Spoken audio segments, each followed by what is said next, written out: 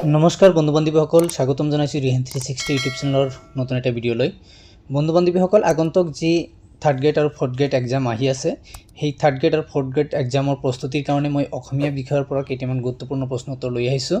আশা কৰোঁ ভিডিঅ'টো ভাল লাগিব। ভিডিঅ'টো ভাল লাগিলে এটা শ্বেয়াৰ কৰিব আপোনাৰ বন্ধু বান্ধৱীলৈ।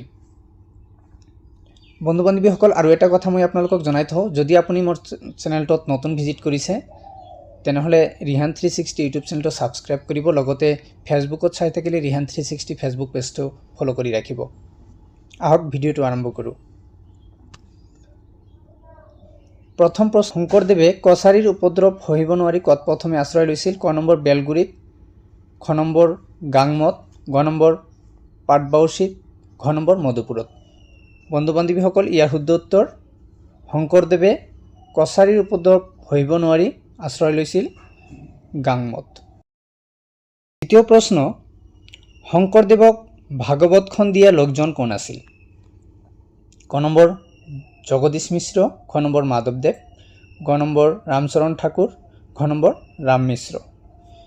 ইয়াৰ শুদ্ধ উত্তৰ বন্ধুসকল ক নম্বৰ জগদীশ মিশ্ৰই শংকৰদেৱক ভাগৱতখন দিছিল। ৩ নম্বৰ প্ৰশ্ন, ভাৰতীয় আৰ্য ভাষাৰ লগত অসমীয়া ভাষাৰ সম্পৰ্ক আছে নাই? ইয়াৰ শুদ্ধ উত্তৰ বন্ধুসকল, ভাৰতীয় আৰ্য ভাষাৰ লগত অসমীয়া ভাষাৰ সম্পৰ্ক আছে। ৪ নম্বৰ প্ৰশ্ন, শংকৰদেৱৰ প্ৰথম কাব্যখনৰ নাম কি? ক নম্বৰ হৰিশ্চন্দ্ৰ উপাখ্যান, খ নম্বৰ ৰুক্মিণী হৰণ, গ নম্বৰ কুৰুক্ষেত্ৰ, ঘ নম্বৰ দশম। ইয়াৰ শুদ্ধ উত্তৰ বন্ধুসকল, শংকৰদেৱৰ প্ৰথম কাব্যখনৰ নাম আছিল হৰিশ্চন্দ্ৰ উপাখ্যান। ৫ নম্বৰ প্ৰশ্ন, ভাগৱতৰ একেবাৰে চমু সংস্কৰণৰ গ্ৰন্থখন কোনখন?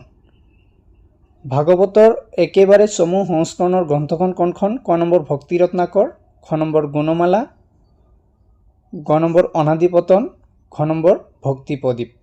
ভাগৱতৰ একেবাৰে চমু সংস্কৰণৰ গ্ৰন্থখন হৈছে খ নম্বৰ গুণমালা। ৬ নম্বৰ প্ৰশ্ন, শংকৰদেৱৰ ভক্তি তত্ত্বমূলক গ্ৰন্থ কোনখন? পত্নী প্ৰসাদ, খ নম্বৰ গুণমালা, গ নম্বৰ অনাদিপতন, ঘ নম্বৰ ভক্তি প্ৰদীপ। শংকৰদেৱৰ ভক্তি তত্ত্বমূলক গ্ৰন্থ হৈছে ঘ নম্বৰ,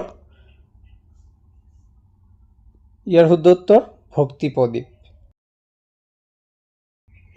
৭ নম্বৰ প্ৰশ্ন, শংকৰদেৱে 2 ধৰণৰ গীত ৰচনা কৰিছিল। সেইবোৰ হ'ল গীত আৰু ভটিমা, জিকিৰ আৰু জাৰি, দেহ বিচাৰ আৰু কাহিনী গীত, ওজাপালি আৰু হুকন্নানী পদ। ইয়াৰ শুদ্ধ উত্তৰ বন্ধুসকল, শংকৰদেৱে 2 ধৰণৰ গীত ৰচনা কৰিছিল। ইয়াৰ শুদ্ধ উত্তৰ ক নম্বৰ গীত আৰু ভটিমা। ৮ নম্বৰ প্ৰশ্ন, গুণমালা কাব্য কি ছন্দত ৰচা? ক নম্বৰ কুসুমমালা, খ নম্বৰ চপয়, গ নম্বৰ ছবি, ঘ নম্বৰ দুলৰী। ইয়াৰ শুদ্ধ উত্তৰ বন্ধুসকল, গুণমালা কাব্যখন কুসুমমালা ছন্দত ৰচা। ৯ নম্বৰ প্ৰশ্ন, শংকৰদেৱে প্ৰচাৰ কৰা ধৰ্মটোৰ নাম কি? ক নম্বৰ শাক্ত ধৰ্ম, খ নম্বৰ একশৰণ নাম ধৰ্ম, গ নম্বৰ শিৱ ধৰ্ম, ঘ নম্বৰ জৈন ধৰ্ম।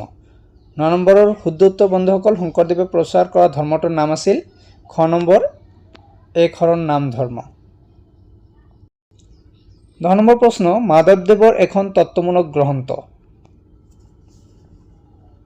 ক নম্বৰ জন্ম ৰহস্য, খ নম্বৰ অমূল্য ৰত্ন, গ নম্বৰ ভজন বিহাৰ, ঘ নম্বৰ নামঘোষা। ১০ নম্বৰ প্ৰশ্নৰ শুদ্ধ উত্তৰ হৈছে বন্ধুসকল ক নম্বৰ জন্ম ৰহস্য। ১১ নম্বৰ প্ৰশ্ন, মাধৱদেৱৰ নাটবৰক কি বোলে? এইটো সহজ প্ৰশ্ন বন্ধুসকল, আপোনালোকে জানে। ইয়াৰ শুদ্ধ উত্তৰ ক নম্বৰ মাধৱদেৱৰ নাটবৰক ঝুমুৰা বোলে। ১২ নম্বৰ প্ৰশ্ন, কীৰ্তনৰ ৰচক কোন? ক নম্বৰ শংকৰদেৱ, খ নম্বৰ মাধৱদেৱ, গ নম্বৰ শ্ৰীধৰ কন্দলী, ঘ নম্বৰ ভট্টদেৱ। ইয়াৰ শুদ্ধ উত্তৰ বন্ধুসকল, কীৰ্তনৰ ৰচক ক নম্বৰ শংকৰদেৱ। ১৩ নম্বৰ প্ৰশ্ন, চন্দ্ৰকুমাৰ আগৰৱালাই সম্পাদনা কৰা আলোচনীখনৰ নাম কি? ক নম্বৰ আবাহন, খ নম্বৰ মৌ, গ নম্বৰ জোনাকী, ঘ নম্বৰ বিজুলী। চন্দ্ৰকুমাৰ আগৰৱালাই সম্পাদনা কৰা আলোচনীখনৰ নাম হৈছে জোনাকী। 14 নম্বৰ প্ৰশ্ন চন্দ্ৰকুমাৰ আগৰৱালাৰ প্ৰথম কবিতা পুথিখনৰ নাম কি? ক নম্বৰ অৰণী, খ নম্বৰ তুমি, গ নম্বৰ প্ৰতিমা, ঘ নম্বৰ কদমকলি। চন্দ্ৰকুমাৰ আগৰৱালাৰ প্ৰথম কবিতা পুথিখনৰ নাম গ নম্বৰ প্ৰতিমা। 15 নম্বৰ প্ৰশ্ন অসমীয়া ভাষা উন্নতি সাধিনী সভাৰ এজন প্ৰধান উপদেষ্টা। ক নম্বৰ কমলাকান্ত ভট্টাচাৰ্য, খ নম্বৰ পদ্মনাথ গোহাঁই বৰুৱা, গ নম্বৰ ৰজনীকান্ত বৰদলৈ, ঘ নম্বৰ সূৰ্যকুমাৰ ভুৱা। অসমীয়া ভাষা উন্নতি সাধিনী সভাৰ এজন প্ৰধান উপদেষ্টা খ নম্বৰ পদ্মনাথ গোহাঁই বৰুৱা। 16 নম্বৰ প্ৰশ্ন ভানুমতী উপন্যাসৰ ৰচক কোন? ক নম্বৰ লক্ষ্মীনাথ বেজবৰুৱা, খ নম্বৰ ৰজনীকান্ত বৰদলৈ, গ নম্বৰ পদ্মনাথ গোহাঁই বৰুৱা। বন্ধুসকল ভানুমতী উপন্যাসৰ ৰচক হৈছে গ নম্বৰ পদ্মনাথ গোহাঁই বৰুৱা। 17 নম্বৰ প্ৰশ্ন লক্ষ্মীনাথ বেজবৰুৱাৰ তত্ত্বমূলক গ্ৰন্থ। ক নম্বৰ কদমকলি, খ নম্বৰ সুৰভি, গ নম্বৰ তত্ত্বকথা, ঘ নম্বৰ বৰ্বৰৰ অৱতনী। ইয়াৰ শুদ্ধ উত্তৰ বন্ধুসকল গ নম্বৰ তত্ত্বকথা। 18 নম্বৰ প্ৰশ্ন নিৰ্মলপ্ৰভা বৰদলৈৰ একমাত্ৰ উপন্যাসখনৰ নাম কি? ক নম্বৰ জলপদ্ম, খ নম্বৰ জলকুঁৱৰী, গ নম্বৰ বনকুঁৱৰী, ঘ নম্বৰ বীণ বৰাগী। নিৰ্মলপ্ৰভা বৰদলৈৰ একমাত্ৰ উপন্যাসখনৰ নাম ক নম্বৰ জলপদ্ম। 19 নম্বৰ প্ৰশ্ন কিমান চনত নিৰ্মলপ্ৰভা বৰদলৈ সুদীৰ্ঘ দিন আৰু ঋতুৰ বাবে সাহিত্য একাডেমী বঁটা লাভ কৰিছিল? ক নম্বৰ 1977 চন, খ নম্বৰ 1983 চন, গ নম্বৰ 1991 চন, ঘ নম্বৰ 1980 চন। ইয়াৰ শুদ্ধ উত্তৰ বন্ধুসকল নিৰ্মলপ্ৰভা বৰদলৈ সুদীৰ্ঘ দিন আৰু ঋতুৰ বাবে সাহিত্য একাডেমী বঁটা লাভ কৰিছিল 1983 চনত। গতিকে খ নম্বৰ ইয়াৰ শুদ্ধ উত্তৰ। আজিৰ অন্তিমটো প্ৰশ্ন নিৰ্মলপ্ৰভা বৰদলৈৰ প্ৰথম কবিতা পুথিখনৰ নাম কি?